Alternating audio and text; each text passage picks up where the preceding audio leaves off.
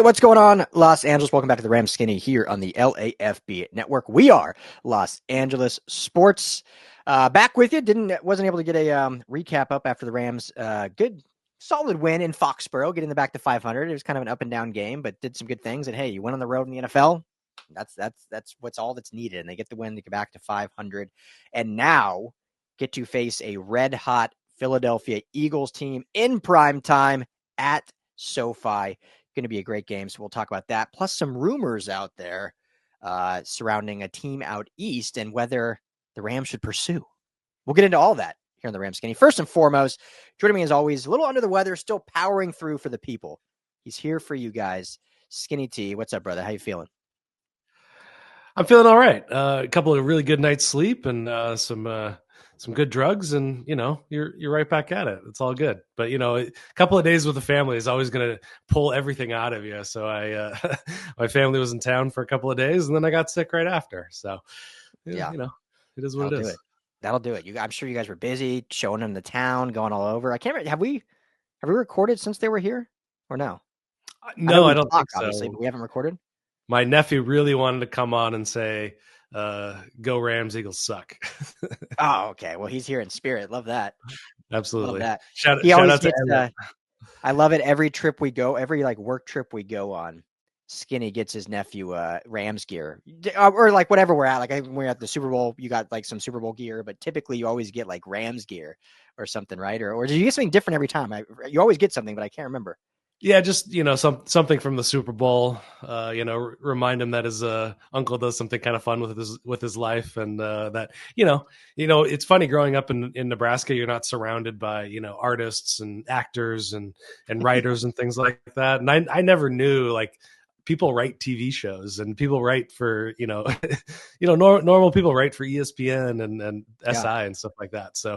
I hope I inspire him in some small way that he's actually going to be an athlete. He just made a 10 under select travel team for hockey. So heck yeah. He's a heck of an athlete. So he's already got me beat there. Oh, and a hockey player. Love that. We'll see a future LA Kings player. Hopefully that'd be great. Yeah. Midwest hockey's big in the Midwest. I know it's out here. It's hit or miss, but yeah, always good. You got him something at the combine too, I remember. So he always makes out good from Uncle Ryan. So yeah, well, good. Well, yeah, I hope you're glad you're feeling a little better. Hopefully by this weekend or whatever, you'll be fully recovered. But show is always brought to you by our good friends at BetOnline. Head to betonline.ag today. We do the show pretty much just live essentially, and I never prep. What is the line for this game? Do you have it off the top of your head? I thought I saw 2.5. 2.5, yeah. Eagles road faves. Eagles road favorites, 2.5 on BetOnline. We'll discuss if that's a good bet. If you want to take your Rams, if you want to do money line, play the spread. I always hate a 2.5 spread because it's so rare that a team wins by 1 or 2. It's usually a field goal or more. So if you really think the Rams are going to win, then just take the money line or keep it close. But anyway, betonline.ag. Best lines, everything you need there. Every sport is there. All your LA teams. Lakers, they did lose last night, but hey, 10-5 start. JJ Redick looking great. The Clippers are playing fantastic, actually, even without Kawhi Leonard. Kings are playing well. So Ducks, I don't think are playing very well. I haven't honestly seen their record, but they're still in the kind of rebuild down there in Anaheim. But anyway, all that can be done at betonline.ag. Tell them the guys over at the LAFB Network sent you. betonline.ag, where the game starts. So before we get into this Eagles game, I don't know. I think this was pretty shocking. Daniel Jones for the Giants benched just a few days ago, which is not shocking. I mean, he's not played well. I still think, I don't know why they're going back to Tommy DeVito. I think Drew Lock, I'm a big Drew Lock stan. I think Drew Lock, how are you the backup and then get passed over to start? But anyway, he comes out, Daniel Jones, that is, with a statement, I think just yesterday, that was basically like a retirement statement. I mean, you could tell the way he was saying things, his time in New York was dumb, but everyone assumed okay, he's now relegated to scout team, finish the year, and then they'll look for a trade partner or whatever. He's got this fat contract, yada, yada. Well, today, Friday, released, straight up just cut, released on the open market, a free man with no contract, so any team can go, you're not taking on his bludgeoning of a contract that they signed him to, which was one of the big reasons at the trade deadline when there was rumors of the Rams going after Daniel Jones. You and me were both vehemently even if he is a potential succession plan, like the salary cap makes no sense. You're taking on a huge salary hit for him. Well, now there isn't that issue. You can pay him a small amount of money because no team's going to be offering him big bucks. So my long-winded way of asking this question, Skinny, and you just wrote something about this on LAFBnetwork.com that everyone can go check out. Should the Rams pursue one, Daniel Jones, obviously would be a potential succession plan, not guy to come in and start right now. Matthew Stafford's the man, but should they pursue him and bring him in that quarterback room? I'm in favor of it. Right now, their backup situation is Jimmy Garoppolo and Stetson Bennett. And I know a lot of people have a lot of affection for Stetson Bennett. I'm not so sure about Jimmy G. I think his best days are behind. Real quick, because I want you to talk more about Daniel Jones, but I think I'm learning that the engagement and affection for Stetson Bennett is actually a lot more just Georgia fans than Probably. Rams fans. I think Rams fans liked him and were rooting for him, but based on some Twitter interactions that I've had with Georgia fans, I think they were the ones really pushing that agenda and coming into our mentions. But anyway, carry on. Yeah, so I think Ari Merov of 33rd Team said he's probably going to get signed for a league minimum contract. So if you move on from Jimmy Garoppolo, that's an upgrade right there from financial perspective. And then I think it's also an upgrade from just trying to protect, if Matthew Stafford does go down with an injury, you have a guy back there that has an arm and he can move around in the pocket and he's kind of got a little bit of a Josh Allen to him.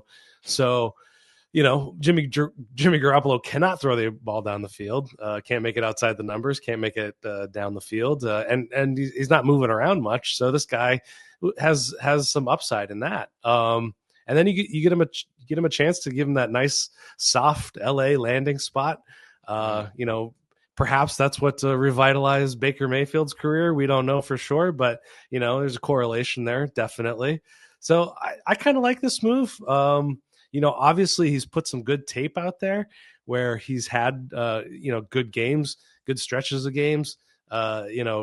Not that long ago, 2022, he put up 3,200 yards, 15 touchdowns, and just 5 interceptions with a 67% completion rate. So he's got talent there. You look back at some of those teams, those Giants teams, and those Giants receivers. They didn't offer him the same kind of thing that they have with Puka Nacua and the play calling of Sean McVay. Yeah, well, I think Sean. I mean, first of all, the Rams love reclamation projects. Like they love revitalizing careers. I mean, we can go down the list of guys that have either been signed or traded for, came here and kind of revitalized their career. We saw it. I mean, just last year with Carson Wentz coming in, backup, gets one start, and obviously he's a backup, but goes and makes another contract in the NFL to be backup to Mahomes. We saw it with Baker Mayfield, obviously, come and play 5 games, and he's now making $40+ million a year for the Tampa Bay Buccaneers. And so we've seen quarterbacks come in here in spurts and kind of revitalize their careers. I think it's a very QB-friendly system. We've seen it, obviously. I know the McVay and Shanahan system are compared. They're a little different, but a lot of similarities, and both those coaches have gotten a lot out of quarterbacks. And, I think the organization is great. Everything you said about it, the organization's a soft landing spot, all this. Maybe the biggest factor, though, Skinny T, and I don't even know if these reports or rumors are true, but there were rumors out there that Kay Adams and Daniel Jones were dating. Did you hear those rumors? No, I did not. I don't know if that was more of a joke, like a show joke that she just says, like, my boyfriend, but the rumors that they were actually dating. And Kay Adams hosts her show, her FanDuel TV show, is in the Los Angeles studios. I mean, what better way to come closer to your loved one than come out here to play for the Rams and be close to Kay Adams? We all benefit from being closer to Kay Adams. Yeah. Our good buddy Will has a bit of a crush on her, and anytime we've kind of her stage was right near our table at Radio Row, and so our good buddy Will got an eyeful and tried to he shot his shot. He went up and tried to talk to her, and unsurprisingly, Will shot his shot. Unsurprisingly, it's still funny to me that FanDuel, a gambling company, has one of their main headquarters and studios in LA where it's illegal to gamble still, which is a whole other conversation. So yeah, I mean, we won't belabor this too much, but I do think, especially for a vet minimum, Jimmy Garoppolo's done after this year. He's on a 1-year deal. I don't foresee them re-signing him unless he's been great in the locker room or whatnot. Stetson Bennett, unless they're seeing something in practice, I still don't think we've seen anything from him that makes him even a good backup, let alone the future plan at quarterback. Matthew Stafford obviously has 2 years left on his deal. So he is the guy until I think he decides to retire or the wheels fall off, which don't seem like they will anytime soon. So, I mean, why would you not bring in a former, was he 3rd overall or 6th overall pick? Whatever, top 10 pick, whatever it was. And obviously has not been a good quarterback, but had some good moments in New York. And you know, he was drafted high for a reason. And, you know, it doesn't mean he'll come in and all of a sudden have a Baker Mayfield-like resurgence and take over the Rams franchise. But for a vet minimum, why not? Yeah, definitely. Save you a draft pick too on drafting a quarterback.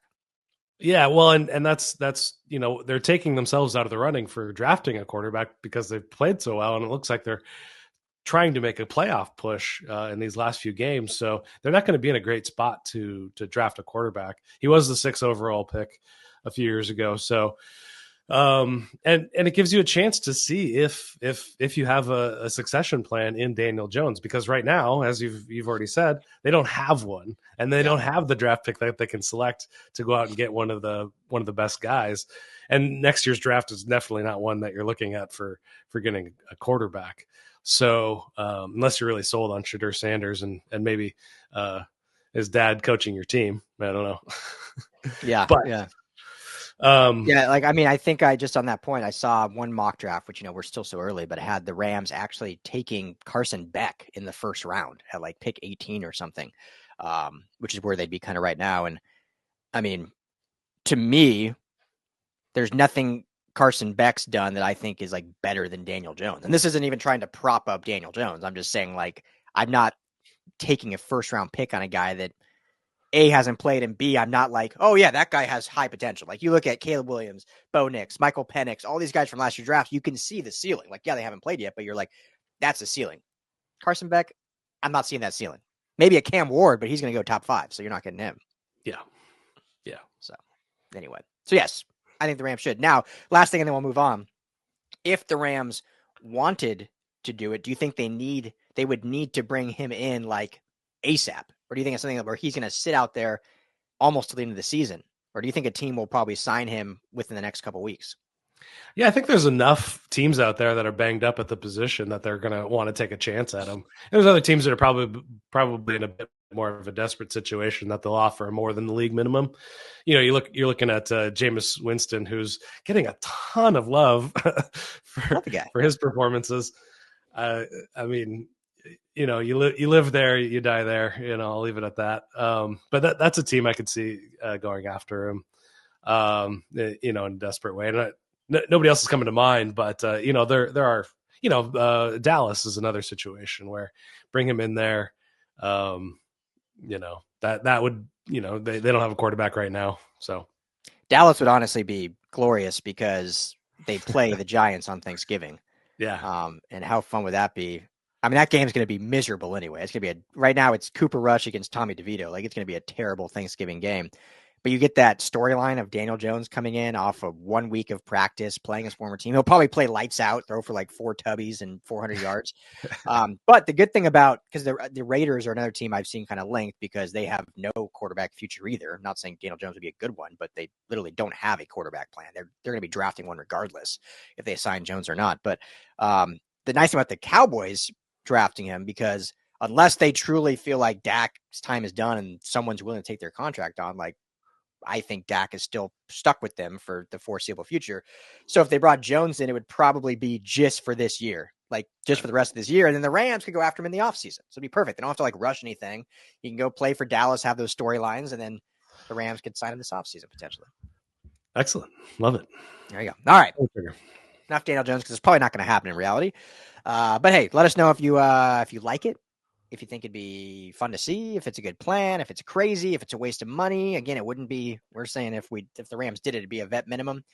Yeah, let us know what you guys think out there. Comment below if you're on YouTube. You can hit us up on Twitter at RL Anderson LAFB, at Ryan Dybert LAFB, or at LAFB Network. If you're not subscribed to the YouTube channel, it's Rams LAFB. Really easy to find. Rams LAFB. Go hit that like and subscribe. It certainly means the world to us. It's a great gift this holiday season to give us a nice subscription. So, or LAFBnetwork.com is where you find everything. So give a little middle of the show plug for that. Rams, Eagles on a 6-game winning streak. We were joking, Skinny, before we jumped on here that it seems like every week there's a opine out to get Coach Sirianni fired, and yet they're 8-2 and have won 6 in a row.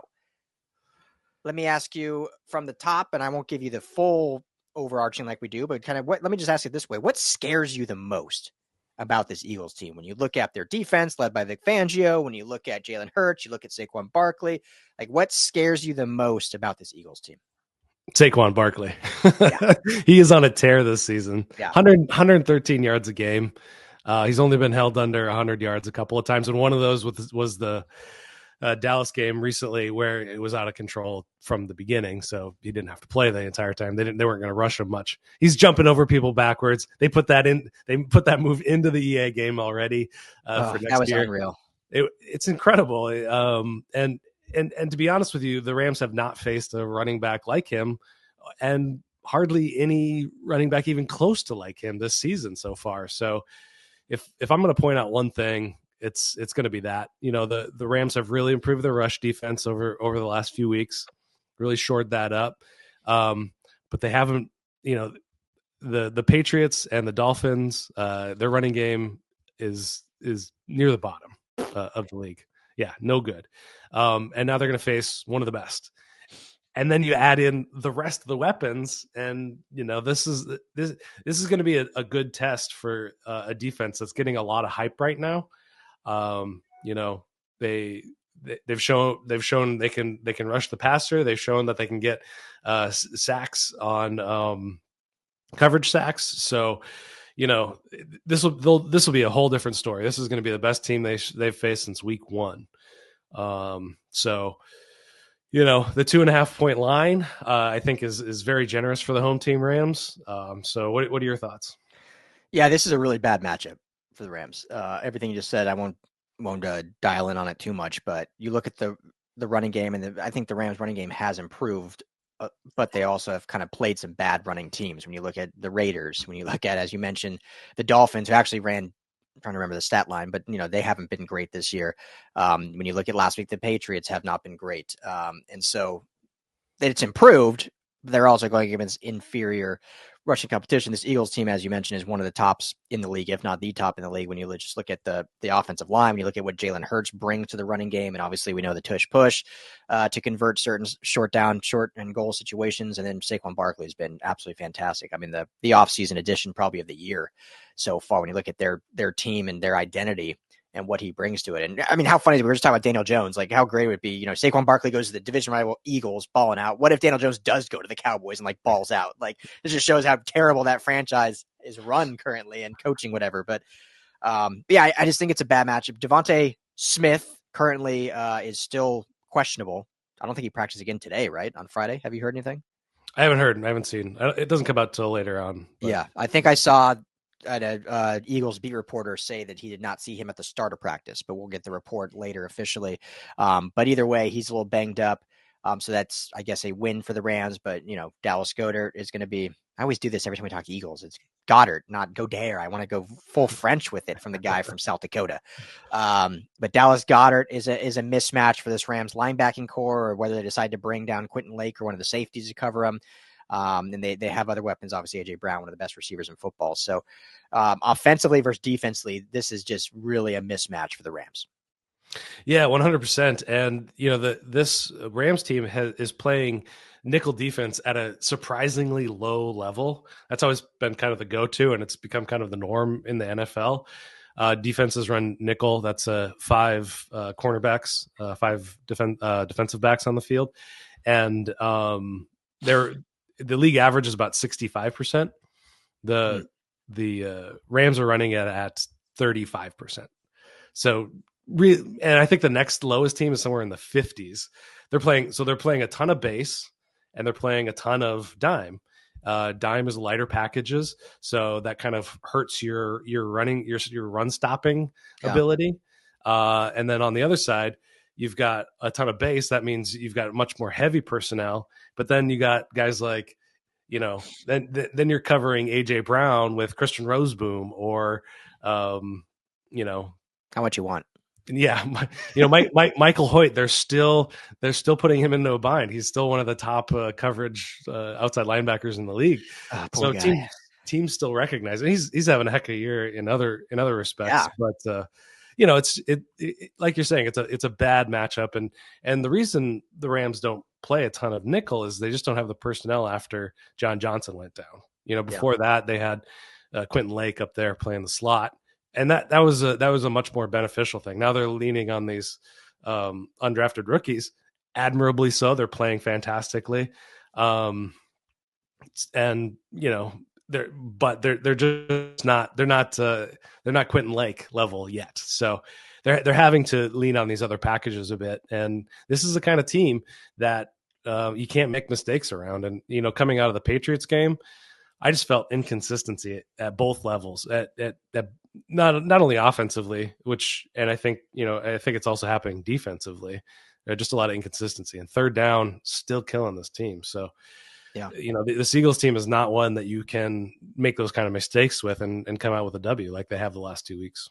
Yeah, I mean, the Patriots had the opportunity to go down and score on the final drive and potentially win that game. So I'm lucky that the Rams did held and sealed the victory, which is, what matters most. But certainly showing those inconsistencies and those exploitations that we've talked about, unfortunately. And yeah, they're going to go up against the best team they played since week 1 in that overtime loss to the Lions. So I'm not saying they can't get it done, but the matchup is not quite there. And let's shift it. When you look at Rams offense versus the Eagles defense, I think the Rams offense, definitely poses some threats. But I mean, this is a very good Vic Fangio run defense, which we know the history of Vic Fangio and Sean McVay. This is the defense that has given Sean McVay fits over his career. And why he pretty much went and hired a linebacking coach that was coaching under Vic Fangio in Brandon Staley as his defensive coordinator, because he wanted that defenses implemented and he wanted to be able to learn that defense in practice to get firsthand experience, because I'm not saying he couldn't beat it, but he was beaten down quite a bit by it. And now he goes up against it again. And the Eagles defense has gotten better and better as the season goes on. You look at the talent on it. Jalen Carter, one of the top draft picks a few years ago, was really starting to come into his own finally. Nolan Smith at the edge in that same draft class. Nakobe Dean has been great at linebacker. You look at their corners and, Gardner Johnson and Darius Slay and Reed Blankenship at safety. They've got, and everyone's, I know, making the big storyline of the white-on-white crime, Cooper Kupp and Cooper DeJean going up against each other. But this is a really good defense. And I think this Rams offense can definitely move the football, but it might be, trying to look down the list, here's what I'll say. Completely different defensive styles. But when they went up against Minnesota, who at the time was one of the best defenses in football, Sean McVay, Matthew Stafford played a heck of a game. McVay called a heck of a game. They were able to neutralize the blitz packages that Minnesota wanted to throw at them. Now those are the Fangio and the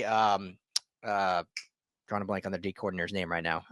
It'll come to me as I'm talking, but the Vikings D coordinator, very different systems. Brian Flores, thank you.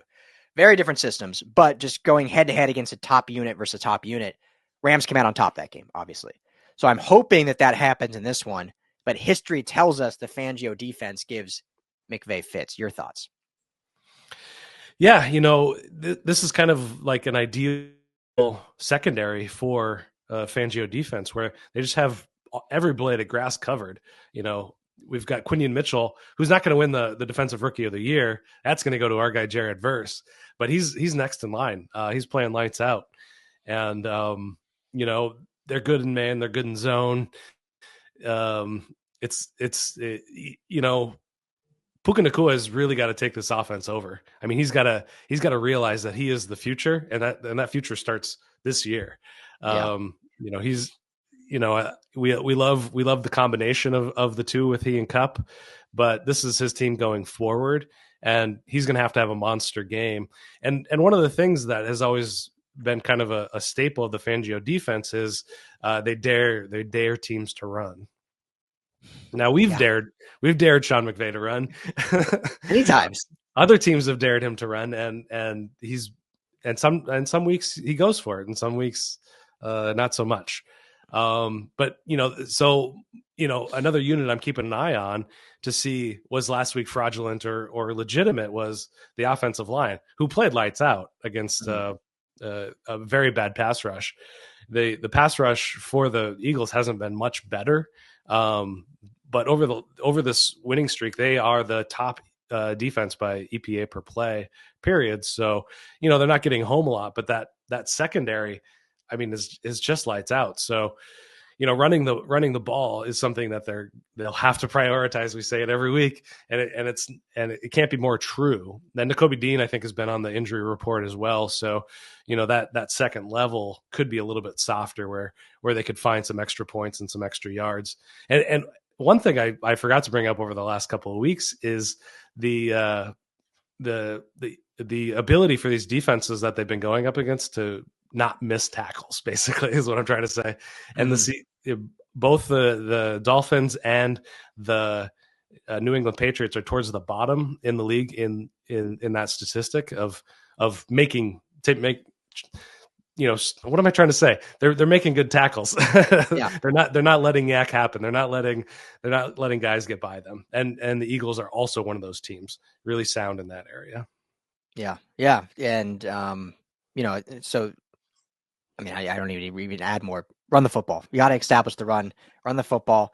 If the Rams can do that, I think they can really, they can pose a threat. I think this could be a really good football game because, the Rams obviously need it, sitting at 500.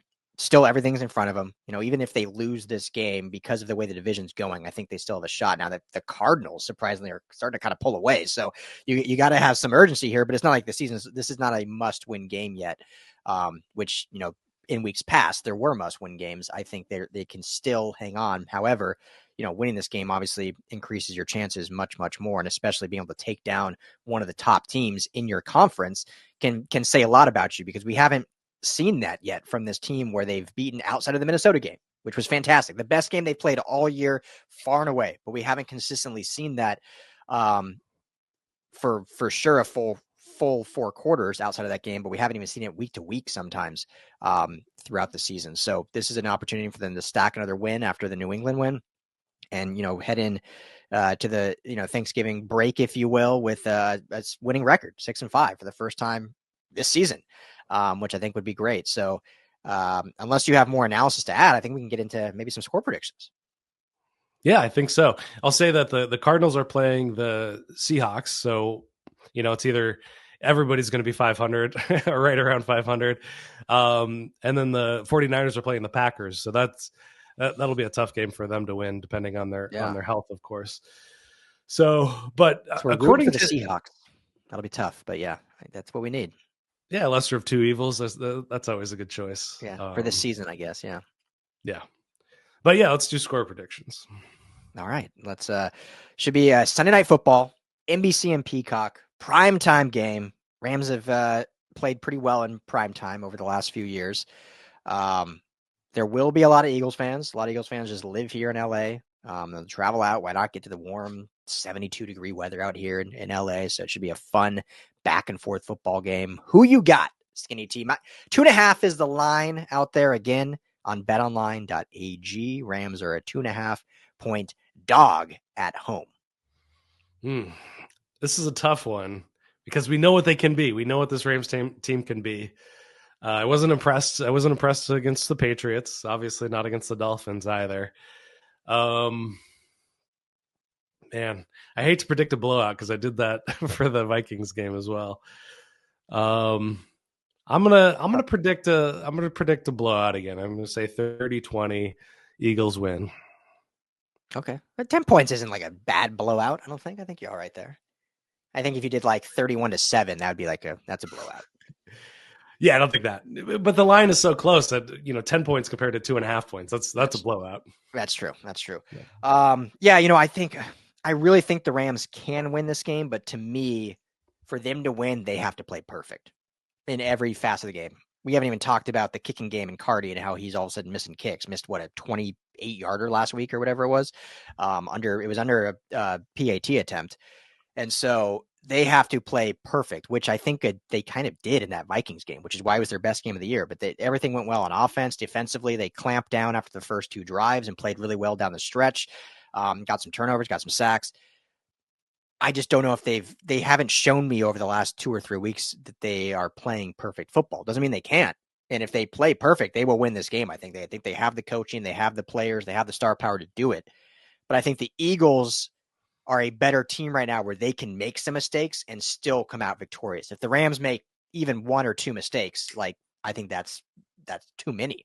And I still haven't seen enough in the red zone from this offense to really put me over the edge. So I'll do a closer loss, unfortunately. Sorry, Rams fans. Hopefully, last time me and you both predicted them to lose, they won. It was the Vikings game. Because usually we're either picking them to win or we're one or the other, I feel like. So the time we've both picked them to lose was the Viking games. They won. So hopefully this will be our credo for them to win. But I'll go 27-21. They, I guess, do not cover, so lose by 6 to the Eagles. All right. We'll see, but hopefully they'll pull it out. So, but hey, anything else to add? Should be a great game. Yeah, a bunch of primetime stuff happening over at SoFi. They have back-to-back prime time with the Chargers playing Monday night. So busy day down there. I was listening to Greg Rosenthal, and he was trying to get out of the SoFi area because some concert was happening at Staples or at whatever that old stadium's called. Kia Forum. Yeah. I was thinking of Great Western Forum, and that's been gone for a long time. And then it used to be called the Great American Forum was like the name of it. Yeah.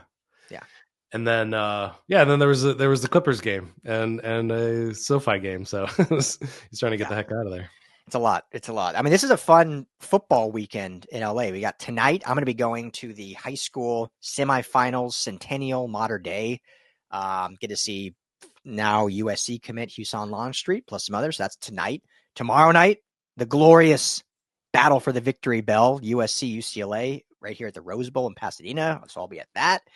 Sunday night got the Rams. Monday night got the Chargers. Like all of our teams are all spread out on primetime. It's kind of nice this weekend. Yeah, definitely.